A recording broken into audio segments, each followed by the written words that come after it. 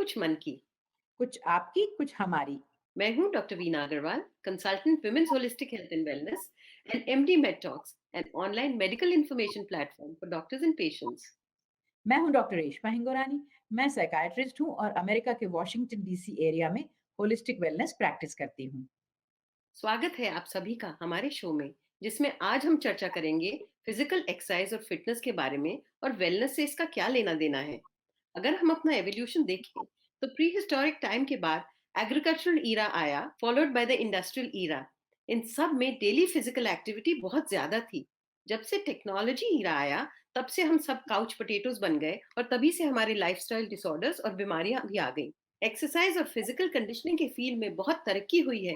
जो एक्सरसाइजेस किसी टाइम पे फैड माने जाते थे, अब उन्हें साइंटिफिक बैकिंग मिल गई है रिसर्च के द्वारा। डब्ल्यूएचओ ने रिसेंटली एक्सरसाइज के बारे में अपनी 2010 की गाइडलाइंस को मॉडिफाई करते हुए बताया है कि अगर आप रोज सिर्फ 10 मिनट से घंटा भर कुछ लाइट एक्सरसाइज भी करें, जैसे कि वॉकिंग, डांसिंग, गार्डनिंग, तो रिस्क ऑफ डेथ ऑलमोस्ट 20% घटता है, जो कि बहुत बड़ी बात है। आजकल हालात ऐसे हैं कि काम हो या टीवी देखना, सब देर तक एक ही जगह पर बैठे रहते हैं, जो कि हमारे हार्ट के लिए बहुत खतरनाक है, स्पेशली हमारे सीनियर सिटीजन्स के लिए। लंबी जिंदगी की दुआ मांगना ठीक है, मगर वो मिलेगी सिर्फ एक एक्टिव लाइफस्टाइल से। हम सबको पता है कि फिजिकली फिट होना कितना जरूरी है हमारी सेहत और वेलनेस के लिए, पर हमारा दिन घर और ऑफिस के काम और अपनी जिम्मेदारी पूरी करने में ही निकल जाता है। सोने का टाइम मिल जाए तो बहुत खुश होना चाहिए। एक्सरसाइज अनफॉर्चुनेटली फिर से बैक सीट ले लेती है। कोविड ने ये सब और भी मुश्किल कर दिया है। वर्क फ्रॉम होम और बढ़ते घर के कामों से कुछ भी समय और मौका नहीं मिलता है एक्सरसाइज करने के लिए। बाहर जाना भी बंद हो गया है, तो बच्चे और बुजुर्ग भी पार्क नहीं जा पा रहे हैं, और यंगस्टर्स और अडल्ट्स के लिए जिम्स भी ओपन नहीं है। बैठे बैठे काम करना, टीवी देखना और खाते रहने से सबकी वेस्टलाइंस बढ़ गई हैं और फिटनेस कम हो गई है। एक्सरसाइज को एक हैबिट बनाना बहुत जरूरी है। इसके लिए दृढ़ निश्चय और कमिटमेंट की जरूरत है, एक पॉजिटिव अप्रोच और राइट माइंडसेट की। माइंडसेट का ही खेल है कि एक्सरसाइज बहुत से लोगों के लिए लो प्रायोरिटी है। ह्यूमन बीइंग्स की नेचुरल टेंडेंसी प्लेजर के पास और पेन से परे भागने की होती है, और वही काम करने में मजा आता है जिसमें इमीडिएट रिजल्ट मिले। तो एक्सरसाइज इनफैक्ट पूरी होलिस्टिक लाइफस्टाइल ही प्रिवेंटिव है। न करो तो कोई इमीडिएट नुकसान नहीं दिखता, इसीलिए कुछ लोग अक्सर एक्सरसाइज से चूक जाते हैं। जैसे कि मैं बचपन से सुना था, खेलोगे कूदोगे होगे खराब, पढ़ोगे लिखोगे बनोगे नवाब। तो उस नवाबी की ललक की वजह से वक्त खेल के मैदान में कम और लाइब्रेरी में ज्यादा बीता, जिसका नुकसान मैं आज भी भुगत रही हूँ। बहुत विल पावर यूज करनी पड़ती है फिजिकल फिटनेस मेंटेन करने के लिए। बहुत पैसा जाया करना पड़ता है पर्सनल ट्रेनर हायर करने में। इसीलिए बहुत जरूरी है बचपन से ही अच्छी आदतें डालना, ताकि वेलनेस का बैलेंस जिंदगी में आगे चलकर बगैर मुश्किल बना रहे। तो एक्सरसाइज के बहुत सारे बेनिफिट्स हैं। आइए देखिए इस स्लाइड में। Exercise helps you to control your weight. Bones और मसल्स स्ट्रेंथन हो जाती हैं। हार्ट डिजीज का रिस्क कम हो जाता है। ब्लड प्रेशर भी कम हो जाता है। पल्स रेट भी सही रहती है। अगर आप स्मोकर हैं तो एक्सरसाइज स्मोकिंग की जगह लेकर आपको हेल्प करती है क्विट करने में, क्योंकि आपकी मसल्स स्ट्रांग होती हैं तो गिरने का भी डर कम हो जाता है। आपका ब्रेन पावर तो बूस्ट होता ही है, पर स्ट्रेस के ऊपर इसका बहुत अच्छा असर होता है। रिलेशनशिप्स बढ़ते हैं। डिजीजेस फाइट करने में इम्यूनिटी बढ़ाता है।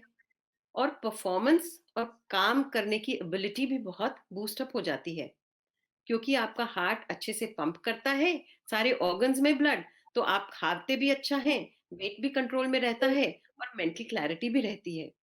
नींद भी अच्छे से आती है अगर आप एक्सरसाइज करते हैं तो। तो अगर आप एक्सरसाइज करते हैं और आपको ये मालूम है कि आप इतनी सारी फिजिकल बीमारियां प्रिवेंट कर सकते हैं, तो वही एक स्ट्रेस को कम करने के लिए काफी है। मगर ये बात कम लोग जानते हैं कि एक्सरसाइज मन पर डायरेक्टली कितना पॉजिटिव असर करती है। हैप्पी केमिकल्स रिलीज होने से आपका मूड सुधरता है। आप में से जो लोग रेगुलरली एक्सरसाइज करते हैं वो जानते होंगे कि कुछ दिन अगर रूटीन अपसेट हो जाए तो विथड्रॉल सा महसूस होता है ना। एक्सरसाइज रिलैक्सेशन का सबसे अच्छा तरीका है, और जैसे आपने बताया नींद की क्वालिटी तो इम्प्रूव होगी, एनर्जी लेवल्स डेफिनेटली बढ़ेंगी, तो थकावट भी कम महसूस होगी। सबसे बढ़िया इफेक्ट जैसे आपने बताया कि इम्यूनिटी पर जो होता है, उससे जो इम्यूनिटी बढ़ती है, न सिर्फ कोविड में जनरली स्ट्रेस के बुरे असर आपको नहीं दिखेंगे, और फिर ब्रेन में ऑक्सीजन पहुंचने से ब्रेन सेल्स की ग्रोथ बढ़ती है और थिंकिंग, मेमोरी और लर्निंग इंप्रूव होती हैं। सभी मेंटल इलनेसेस में एक्सरसाइज का बड़ा रोल है। इवन डिमेंशिया जैसी बीमारी में भी फायदा देखा गया है। रेगुलरली एक्सरसाइज करने वाले लोगों में नशा और दूसरी बुरी आदतें भी कम देखी जाती हैं, और ये लोग इमोशनल चैलेंजेस से बेहतर कोप करते हैं। अलग-अलग टाइप की एक्सरसाइज होती हैं। एंड्योरेंस या एरोबिक एक्सरसाइज जिसमें आपका दिल, लंग्स और सर्कुलेटरी सिस्टम हेल्दी रहता है, जैसे कि ब्रिस्क वॉकिंग, जॉगिंग और स्विमिंग और बाइकिंग में। स्ट्रेंथ और रेजिस्टेंस ट्रेनिंग जिससे आपकी मसल स्ट्रांग होती हैं, जैसे वेट लिफ्टिंग, रेजिस्टेंस बैंड का इस्तेमाल करके एक्सरसाइज करना। और बैलेंस एक्सरसाइजेज जिससे आपका बैलेंस स्ट्रांग होता है और आप आसानी से गिरते नहीं हैं अनइवन सर्फेसिस पे, जैसे ताई ची और योगा। फ्लेक्सिबिलिटी एक्सरसाइजेज आपकी मसल्स को स्ट्रेच करती हैं और बॉडी को सुडौल रखती हैं, जैसे योगा के टाइम हम करते हैं, या हम एक मेन वर्कआउट के पहले स्ट्रेचिंग करते हैं और मेन वर्कआउट के बाद में भी स्ट्रेचिंग करते हैं। जरूरी है ये जानना कि फिटनेस रूटीन में क्या करें, कब करें और कैसे करें। आज आप सबको प्रेरित करने और इन सब विषयों पे चर्चा करने के लिए हमारे साथ हैं गौरव कुमार। गौरव मान फिटनेस ट्रेनर हैं दिल्ली के सफदरजंग हॉस्पिटल के स्पोर्ट्स इंजरी सेंटर में। Gaurav general fitness, weight management, prehab, rehab, sports injury से डील करते हैं रेगुलरली, और मान रिहैब के नाम से यूट्यूब चैनल भी चलाते हैं और फिटनेस वीडियोस शेयर करते रहते हैं। ये इंडियन हॉकी टीम के ट्रेनर भी रह चुके हैं। स्वागत है गौरव आपका हमारे इस शो में। Thank you ma'am. हम सब जानना चाहते हैं कि एक आइडियल डेली फिटनेस रूटीन कैसा होना चाहिए, क्या होना चाहिए? मैम, एक आइडियल फिटनेस रूटीन ऐसा होना चाहिए, उसके अंदर 5 कंपोनेंट्स होने चाहिए जो 5 चीजों से मिलके बनते हैं। फर्स्ट हो गया हमारा स्ट्रेंथ ट्रेनिंग, सेकंड हो गया हमारा कोर ट्रेनिंग, थर्ड हो गया हमारा बैलेंस ट्रेनिंग, फोर्थ हो गया हमारा कोर स्ट्रेंथनिंग, एंड फिफ्थ और लास्ट हो गया हमारा फ्लेक्सिबिलिटी एंड स्ट्रेचिंग। ये 5 चीजों से मिलके एक आइडियल फिटनेस रूटीन बनता है। इनमें से कोई भी एक चीज नहीं होगी तो वो एक परफेक्ट रूटीन नहीं कहलाएगा। कितना टाइम लगेगा एक फुल बॉडी रूटीन करने में? फुल बॉडी रूटीन का तो आपके फिटनेस गोल पे डिपेंड करता है कि आप क्या चाहते हैं। लेकिन अगर आप एक मॉडरेट रिजल्ट चाहते हैं, उसके लिए आपको 30 से 45 मिनट्स तक का वर्कआउट जरूरी है। तो हफ्ते में कितने दिन ये करना जरूरी है? जनरल फिटनेस के लिए आपको हफ्ते में 3 से 4 दिन वर्कआउट करना जरूरी है। और अगर कार्डियो एक्सरसाइजेस के लिए कुछ आसान एक्सरसाइजेस की बात करें, जैसे आजकल 1 माइल वॉक बहुत पॉपुलर हो रहा है लॉकडाउन के टाइम पे यूट्यूब जी जी। चैनल पर, तो इसके यस। बारे में कुछ बताएं और क्या एक्सरसाइजेस हैं? कार्डियो एक्सरसाइजेज में आप मार्चिंग कर सकते हो, आप स्टेपिंग कर सकते हैं, आप नॉर्मल वॉक कर सकते हैं। मैं आपको बताने जा रहा हूँ कुछ कार्डियो एक्सरसाइजेस के ऐसे तरीके जो आप घर में ही कर सकते हैं, जिसमें पहले आता है आप मार्चिंग कर सकते हैं। दूसरा, आप एक ही जगह खड़े होकर स्पॉट जॉगिंग कर सकते हैं। आप जंपिंग जैक्स कर सकते हैं। जंपिंग जैक में ध्यान रखेंगे वो लोग नहीं करेंगे जिनको नी में पेन है। बाकी मार्चिंग और लाइट स्पॉट जॉगिंग आप घर में ही कर सकते हैं। तो जिसे हम सैर कहते हैं या कैजुअल वॉकिंग, क्या वो भी बेनिफिशियल है या सिर्फ ब्रिस्क वॉकिंग? क्योंकि कहा जाता है कि पल्स तेज हो जानी चाहिए या पसीना आना चाहिए तभी चलने का फायदा होगा। अगर आपको एक अच्छा रिजल्ट चाहिए तो आपको ब्रिस्क वॉकिंग ही करनी चाहिए। तो ब्रिस्क वॉकिंग को कैसे डिफाइन करेंगे? आप खुद से ही 2 चीजें देख सकते हैं कि आपकी धड़कन तेज हो रही है और आपको हल्का-हल्का पसीना आना शुरू है। नॉर्मली वॉक में जब हम कम से कम आधा घंटा बिल्कुल स्लो-स्लो चलते हैं तब जाके हमें पसीना आता है। लेकिन अगर आप ब्रिस्क वॉक करेंगे तो आपको मात्र 2-3 मिनट के अंदर ही थकान और पसीना आना शुरू हो जाएगा। तो अगर किसी के पास वेट्स ना हो और जिम भी बंद है, जैसे लॉकडाउन में थे बंद, जी, तो जी, घर में बिल्कुल। किस तरह से हम वेट ट्रेनिंग कर सकते हैं? बहुत सारे तरीके हैं, जिनमें से कुछ मैं आपको बताता हूँ। जैसे कि सबसे पहली चीज़ तो आप अपनी ऑन बॉडी वेट ट्रेनिंग कर सकते हैं। अपने बॉडी वेट पे pushups, pullups, chin ups, tricep dips, इस तरह के काफ़ी सारे वर्कआउट हैं। बाकी मार्केट में आजकल काफ़ी सारी इक्विपमेंट्स ऐसे आ गए हैं, जो आप एक अपनी पॉकेट में रख के भी आप कहीं पे भी वर्कआउट कर सकते हैं। जैसे कि रेजिस्टेंट बैंड्स हैं, थेरा बैंड्स हैं। हम बिना जिम जाए भी अपनी मसल ट्रेनिंग कर सकते हैं, जिसके काफ़ी सारे कुछ इक्विपमेंट्स आते हैं, जिनमें से एक ही मेरे पास है। इसको थेराबैंड बोलते हैं। ये अलग अलग कलर में अलग अलग स्ट्रेंथ के हिसाब से आता है। ये ब्लू है, ये थोड़ा हैवी होता है। तो इससे भी जैसे मैं आपको कुछ एक्सरसाइजेस के डेमो दे रहा हूँ, जैसे कि आप अगर शोल्डर करना चाहते हैं तो आप इसको पाँव के नीचे फंसाकर ये कर सकते हैं। ये कुछ एक्सरसाइजेस मैं एक दो आपको बता रहा हूँ, जो आप बिल्कुल धीरे धीरे आराम से कर सकते हैं। आप बाइसेप्स कर सकते हैं अपने एल्बो की स्ट्रेंथनिंग के लिए। आप ट्राइसेप्स कर सकते हैं, इसको पाँव के नीचे फंसाकर।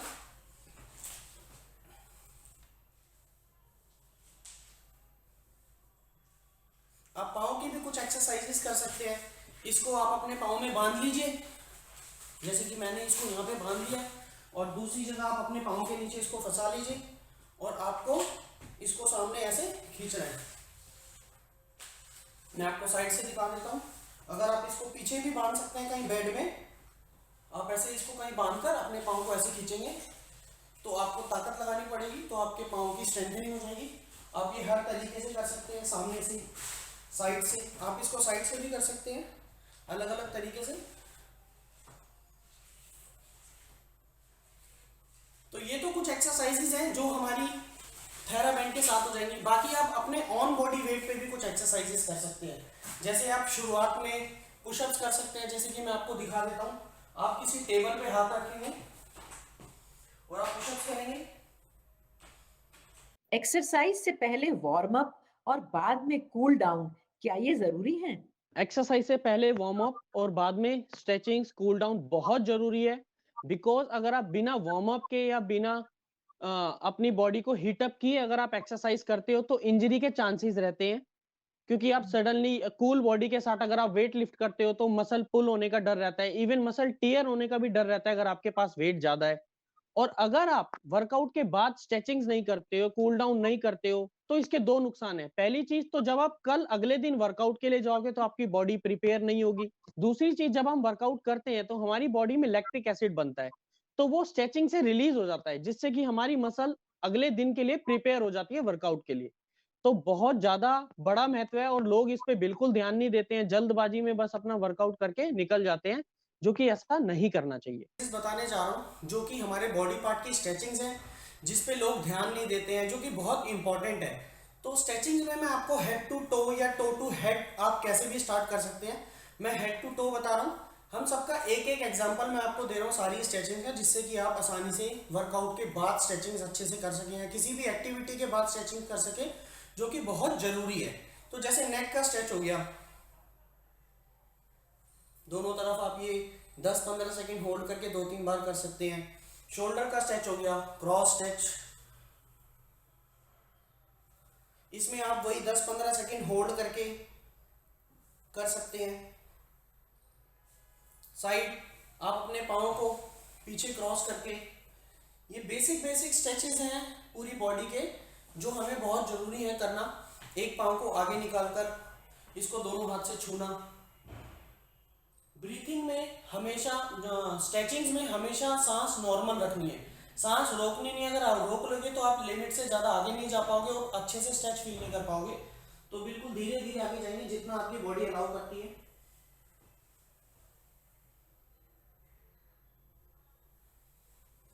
आप बेड पे लेट के भी एक स्ट्रेच कर सकते हैं। आप बेड पे लेट जाएंगे, इस घुटने को अपनी तरफ खींचेंगे, इस घुटने को अपनी तरफ खींचेंगे। इसमें आपको 15-15, 20-20 सेकंड होल्ड करके आपको ये स्ट्रेच करना है।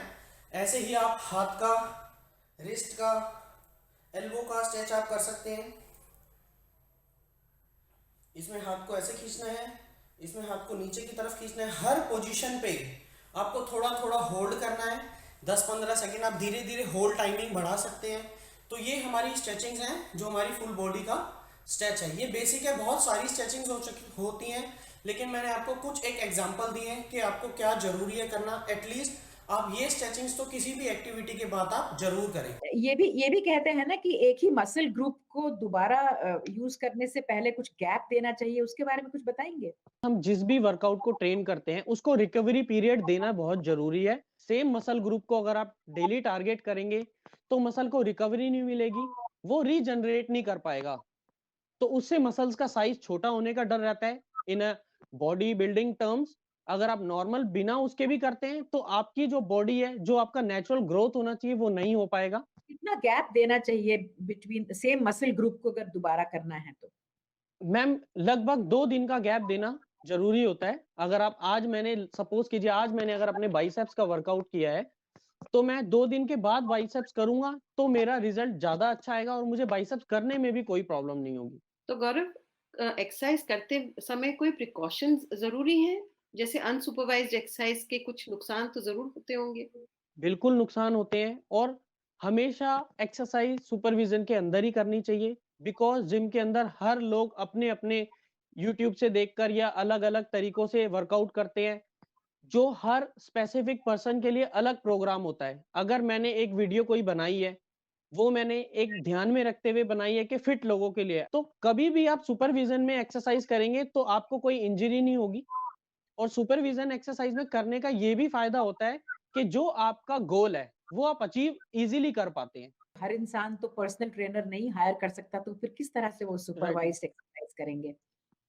मैम, जिम के अंदर जनरल ट्रेनर्स भी होते हैं जो आपकी एक्टिविटी पे ध्यान रखते हैं, जिससे कि आप कुछ गलत ना कर रहे हो या आपका वो प्रॉपर एक चार्ट बनाते हैं जिसके अंदर सारी एक्सरसाइजेज आपके रूटीन के हिसाब से लिखी होती हैं, तो वो भी एक तरह से सुपरविजन में ही हो रहा होता है। तो गौरव, मसल बिल्डिंग एक्सरसाइजेज में करेक्ट ब्रीदिंग के बारे में बताएं, कब सांस अंदर लें, कब बाहर निकालें? ये बहुत बड़ा इशू है, लोगों को ब्रीथिंग के बारे में नहीं पता होता। जनरली हमेशा लोग उल्टा करते हैं।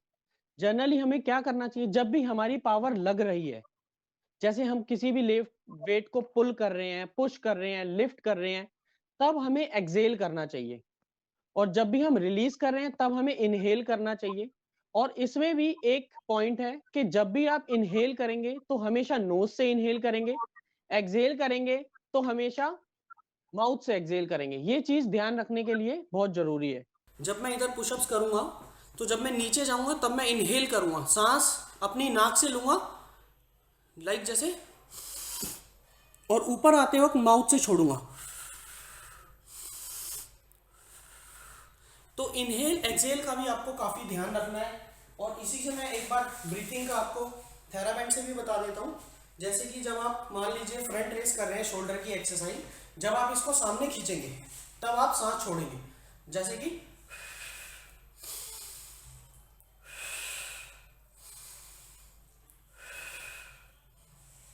तो ये हमारी ब्रीथिंग का पैटर्न है।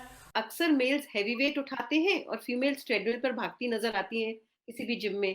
पर ऑस्टियोपोरोसिस या बोन थिनिंग कम करने के लिए फीमेल्स को भी वेट्स एडवाइस करते हैं।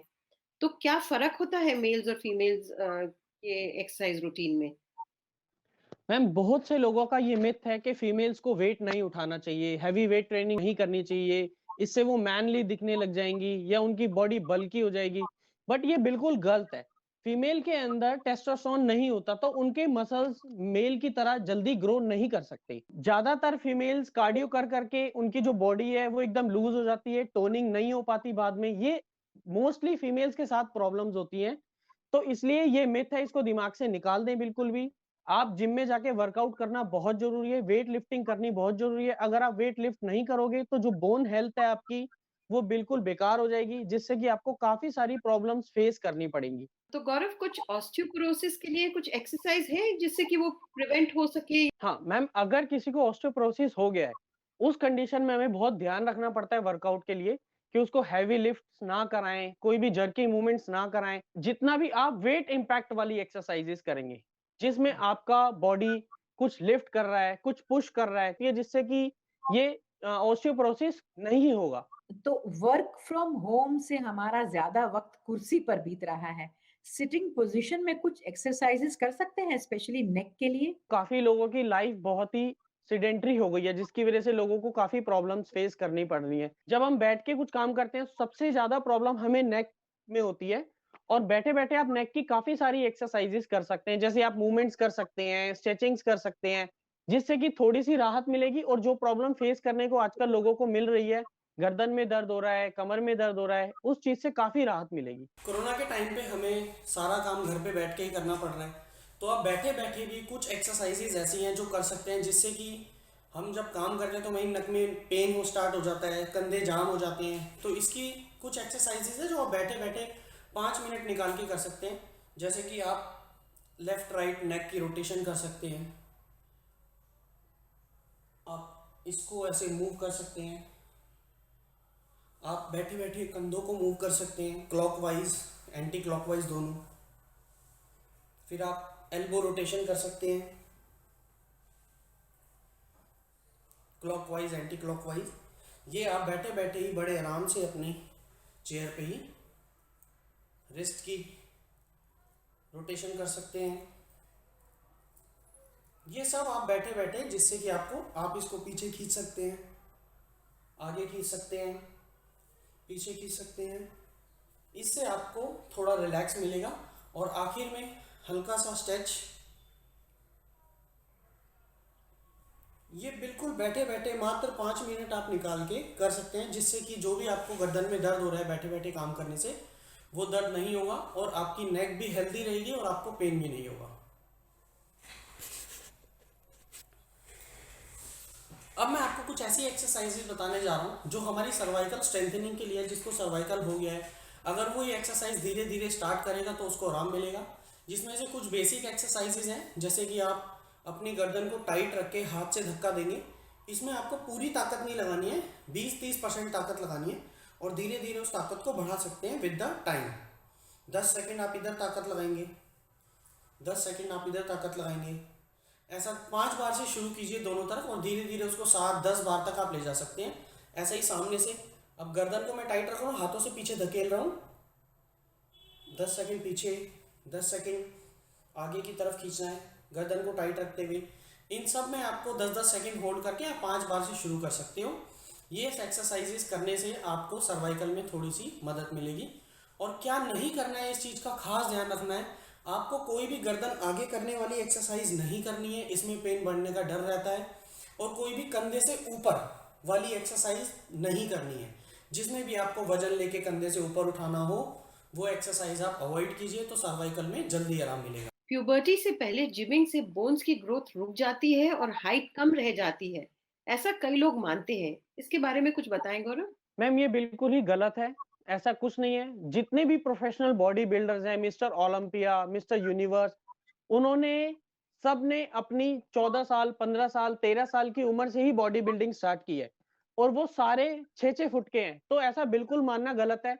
बट हाँ, आपको इस चीज का खास ध्यान रखना है कि जब आप प्रोवर्टी से पहले वर्कआउट स्टार्ट करते हैं तो आपका न्यूट्रिशन बहुत अच्छा होना चाहिए, जिससे कि आपकी ग्रोथ और अच्छी होगी। अगर कोई, बिकॉज जिम की वर्कआउट की जो एक एक्चुअल एज होती है, एक राइट एज जो होती है, वो टीन एज में ही होती है। अगर आप यहाँ से किसी को बॉडी बिल्डिंग में डालना चाहते हैं तो इस एज में डालेंगे तो जो उसकी ग्रोथ होगी, बिकॉज इस टाइम हमारा जो बॉडी होती है वो सबसे ज्यादा ग्रोथ एक एज में होती है, उसमें ही हमारा सबसे ज्यादा मसल बिल्डअप होता है, हमारा न्यू सेल्स बनते हैं। कोविड में बच्चों का नॉर्मल रूटीन बिगड़ने से एक्टिविटी कम हो गई है, स्पेशली खेलकूद।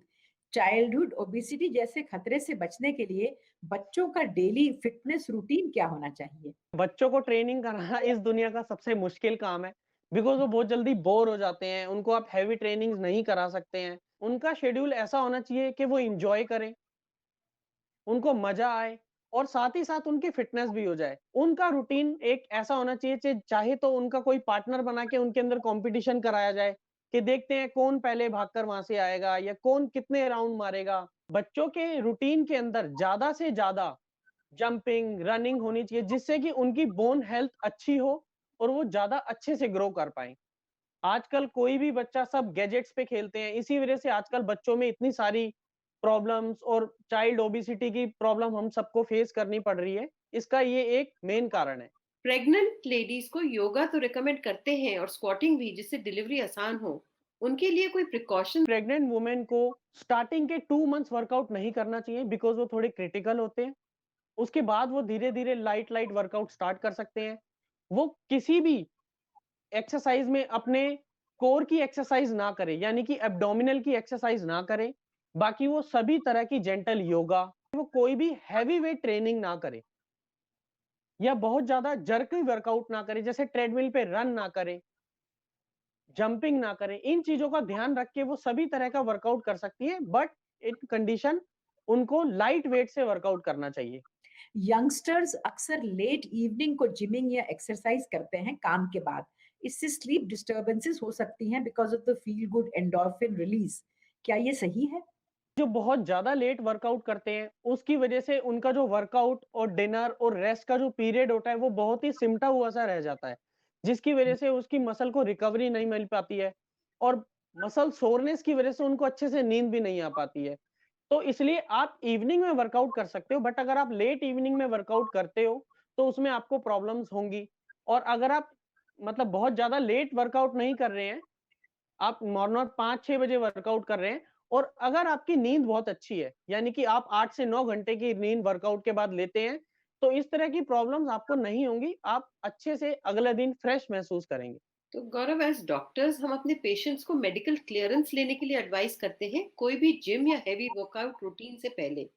क्या आप इस बात का ध्यान रखते हैं किसी की ट्रेनिंग शुरू करने से पहले? क्योंकि सडन डेथ्स काफी होती हैं अनअकस्टम्ड एक्सरसाइज के कारण से। यस मैम, हम ध्यान रखते हैं। अब जब हमारे पास कोई पेशेंट आता है, तो वो हमारे पास तो आता ही डायरेक्ट डॉक्टर के रेफरेंस से है, डॉक्टर की प्रिस्क्रिप्शन लेकर आता है। बट नॉर्मल जिमों में मैंने काफ़ी जगह देखा है, वो उनसे हेल्थ सर्टिफिकेट्स माँगते हैं या जिस जगह हेल्थ सर्टिफिकेट्स नहीं माँगते, बिकॉज़ हर कोई हेल्थ सर्टिफिकेट देने के लिए राज़ी नहीं होता है। मोनली सबसे बड़ी प्रॉब्लम ये, अगर आपके पास कोई क्लाइंट आए, अगर आप उसको कहेंगे कि आप जिम जॉइन करने से पहले कोई हेल्थ सर्टिफिकेट लाइए, तो वो नहीं लाएगा, क्योंकि उनको मिलने में भी प्रॉब्लम होती है, हर जगह जाने में भी। और इतना कंपटीशन है जिम में कि आपके हर एक गली में एक जिम है। अगर आप उसको मना कर देंगे तो वो अगले जिम में चला जाएगा। लेकिन इसके अलावा हम क्या कोशिश करते हैं कि जो भी क्लाइंट हमारे पास आ रहा है, उसकी हम मेडिकल हिस्ट्री पूछ लेते हैं, जिससे कि हमें थोड़ा बहुत अंदाजा हो जाता है कि इसको किस तरह की प्रॉब्लम्स रही हैं उसकी मेडिकल हिस्ट्री में, तो उससे रिलेटेड हम उसका वर्कआउट प्लान करते हैं। तो अगर किसी को सर्वाइकल स्पॉन्डिलाइटिस हो, तो उन्हें कौन सी एक्सरसाइजेस से आराम मिलेगा और कौन सी एक्सरसाइजेस नहीं करनी चाहिए? अगर जिसको सर्वाइकल स्पॉन्डिलाइसिस हो गया है, तो उनको खास ध्यान रखना चाहिए कि वो हैवी वेट लिफ्टिंग ना करें, नेक पे ज़्यादा वेट का डाले के बिना कोई एक्सरसाइज ना करें, शोल्डर से ऊपर की मूवमेंट्स में वेट ना लें। जैसे कि अगर आप शोल्डर प्रेस करते हैं, तो उसमें आप लाइट वेट लें या कोशिश करें, जिसको ज़्यादा प्रॉब्लम है, वो अवॉइड करे। वो क्रंचेस ना करे। पेट की एक्सरसाइज में जब हम क्रंचेस करते हैं, तो हमारा नेक बार-बार फॉरवर्ड होता है। तो उसमें वो प्रॉब्लम बढ़ने के आसार हो जाते हैं। वो प्रॉब्लम बढ़ सकती है। जिसको भी नेक में पेन है, वो पेन एग्रीवेट हो सकता है अगर वो ये चीज़ें करेगा। तो इन चीज़ों का तो ध्यान रखना चाहिए जिसको हो गया है। जिसको प्रिवेंशन चाहिए कि ये प्रॉब्लम ना हो, तो वो अपनी नेक के चारों तरफ की मसल्स को अच्छे से ट्रेन करे। जैसे कि वो आइसोमेट्रिक से शुरू कर सकता है, धीरे-धीरे, जिसके बारे में वीडियोज़ में डाला भी हुआ है। तो अगर अगर किसी इंसान का कोई फिटनेस गोल यही हो कि उसे फिट रहना है, राइट? और वो जिम नहीं जा सकता, वो कुछ और सुपरविजन नहीं ले सकता किसी से भी पर्सनली, तो उसके लिए कुछ सिंपल टिप्स बताएं। बेसिक वर्कआउट से शुरू करें और जैसे-जैसे उनकी बॉडी अडैप्ट करती रहती है, वो अपने वर्कआउट को बढ़ाते रहें। कोई भी किसी भी वर्कआउट को अपनाने में जल्दबाजी ना करें। दूसरों को देख-देख के वेट्स ना उठाएँ, जिससे कि इंजरी के चांसेस बढ़ जाएँगे अगर वो दूसरों को देख के वर्कआउट करेंगे तो। बिकॉज़ वो पता नहीं कितने सालों में वहाँ तक पहुँचा है। एक सब्र रखते हुए अपनी बॉडी को आगे तक ले जाए। एकदम जंप ना करे किसी भी चीज़ में, किसी दूसरे को देखकर। तो thank you Gaurav for gracing our show और हमारी जानकारी बढ़ाने के लिए। Thank you very much. Thank you you are Gaurav, welcome ma'am. Thank thank you you for so your. Much for inviting me. तो एक्सरसाइज को अपनी जिंदगी का हिस्सा बनाने के लिए कुछ बातों का ध्यान रखें। ये ना सोचें कि आपको लगातार घंटों तक व्यायाम करने की जरूरत है। छोटे छोटे बर्स्ट ऑफ एक्सरसाइजेस 10 से 15 मिनट 2-3 बारी दिन में भी करें तो वो भी उतने ही इफेक्टिव होते हैं। अपने गोल्स को रियलिस्टिक रखें। मास्टरी आने में टाइम लगता है।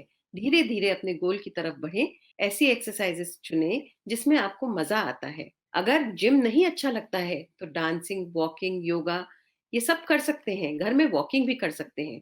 एक्सरसाइज शुरू करने से पहले अपने डॉक्टर से क्लियरेंस ले लें, खास करके अगर आप बुजुर्ग हैं या आप में कोई बीमारी है।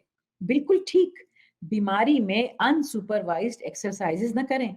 अगर फिजियोथेरेपिस्ट या पर्सनल ट्रेनर की जरूरत हो भी, तो ध्यान दें उनके पास सही सर्टिफिकेशन और तजुर्बा हो, क्योंकि इंटरनेट ने बहुत से फिटनेस कंसल्टेंट और गुरु पैदा कर दिए हैं और खासकर कोविड पैंडेमिक में हर तरफ से सलाह आती है, स्पेशली सोशल मीडिया पर। तो सावधानी बरतें। एक गलतफहमी ये है कि वर्कआउट और सिक्स पैक बनाना सिर्फ अच्छा दिखने के लिए यंगस्टर्स करते हैं, मगर उम्र के साथ हमारी मसल वेस्टिंग होती है, जो वीकनेस की बड़ी वजह है। हमारी एज में मसल बिल्डिंग और भी ज्यादा जरूरी है। तो उम्मीद है आप आज से, बल्कि अभी से उम्र अनुसार फिटनेस रूटीन सेट करेंगे और पॉजिटिव माइंडसेट बनाए रखेंगे। Long journeys begin with small steps. छोटी चेंजेस लाइए लाइफ में। बैठने की जगह स्टैंडिंग डेस्क पर काम करें, खड़े ना हो, चलते रहें, लिफ्ट न लेकर सीढ़ी चढ़ें।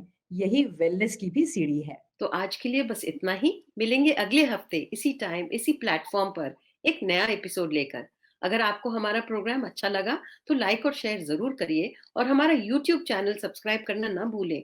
हमें इंतजार रहेगा आपके सवालों का, सुझावों का और कमेंट्स का, जिससे हम आपके मन की बात जान सकें। आप अपने सवाल हमें ईमेल से भी कर सकते हैं। इस प्रोग्राम से जुड़े लिंक हम चैट बॉक्स में जरूर शेयर करेंगे। मुश्किल जरूर है मगर ठहरा नहीं हूं मैं, मंजिल से जरा कह दो अभी पहुंचा नहीं हूं मैं। तो निरंतर अपनी फिटनेस की गोल की तरफ बढ़ें। हंसते रहिए, हंसाते रहिए। नमस्कार। नमस्कार।